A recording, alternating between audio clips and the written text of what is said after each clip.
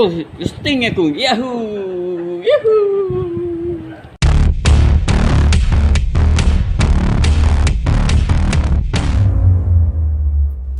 Assalamualaikum guys, welcome back. Setiap daripada kita memang impikan untuk dapat rumah impian kita. Lebih-lebih lagi, ikut design kita sendiri ataupun just simply kita nak besarkan rumah. Zaman sekarang ni, kalau nak diikutkan, memang sangat mudah untuk kita cari kontraktor yang bersesuaian dengan apa yang kita nak.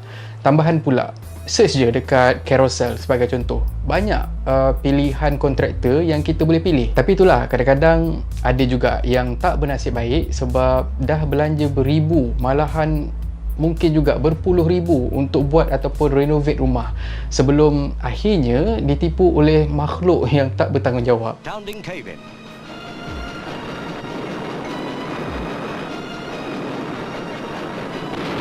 Contohnya macam apa yang jadi pada seorang kakak ni yang dah pun hire satu kontraktor untuk buat rumah. Melalui satu posting yang viral pada hari ini, kita dapat baca perbualan antara seorang customer dengan seorang kontraktor yang dipercayai diupah oleh kakak berkenaan untuk siapkan renovation dekat rumah dia. Malang tak berbau, projek tu tak berjaya disiapkan sepenuhnya dan kalau ikutkan, hal ni dah sampai ke peringkat lawyer. Nani?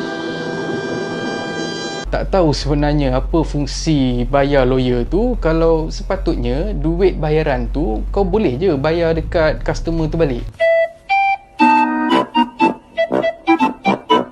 Apa yang menjekalkan dekat sini adalah cara kontraktor tu menjawab persoalan daripada customer. Dari awal salam sampailah habis conversation yang di screenshot, bertubi-tubi bodoh yang kakak tu dapat. Tapi sebenarnya aku respect dekat kakak ni. Penuh budi bahasa. Ayat dia pun disusun dengan elok supaya tak menyinggung perasaan sesiapa je yang baca. Lepas je berita ni viral, ada yang claim kontraktor yang sama pernah viral sebelum ni atas modus operandi yang sama dan melalui semakan based on info peribadi dan juga syarikat kontraktor terbabit. Syarikat tu sebenarnya tak wujud pun dalam sistem pendaftaran. Apapun, bila dah viral macam ni, individu yang dikatakan sebagai kontraktor terbabit tampil dengan laporan polis mengatakan yang akaun tersebut sebenarnya bukan akaun milik dia dan ini semua adalah agenda seseorang. Kalau macam tu, aku bukan saja tabik spring pada orang yang create akaun palsu tu, tapi aku kagum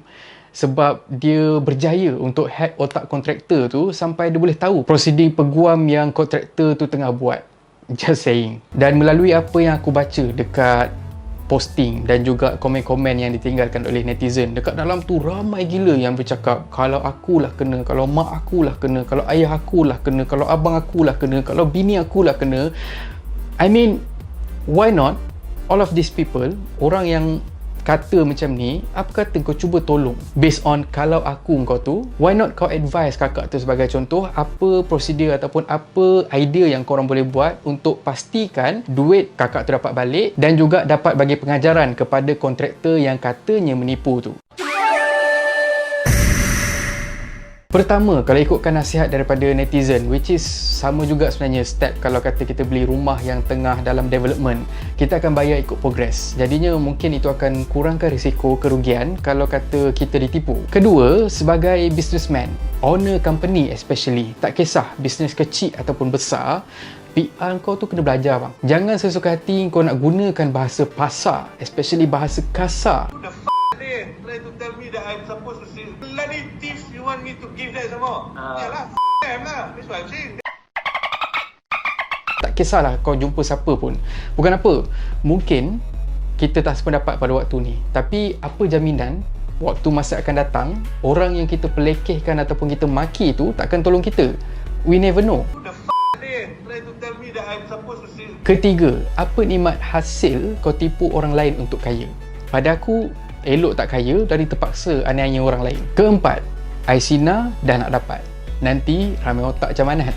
Kerja asyik nak khianat. Jadi, hati-hati dengan duit yang kita terima tu. Seeloknya, kita guna untuk selesaikan urusan kita yang tertangguh je. Tak perlu spend pada benda yang tak berkait dengan kelangsungan hidup kita. Kalau tak pasti pasal satu company, skim atau sebagainya, rajin-rajinlah diri untuk buat research dulu, baru kita guna duit kita tu. Bukan apa, sebab takut ramai orang yang nak kaut keuntungan macam individu yang menyamar jadi Afifi ni, okey? Akhir kata pepantun, upih kelapa kita seret.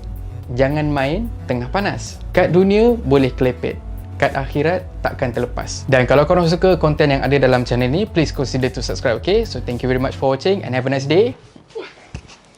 Bye. Tu je. Lama tak keluar tu je.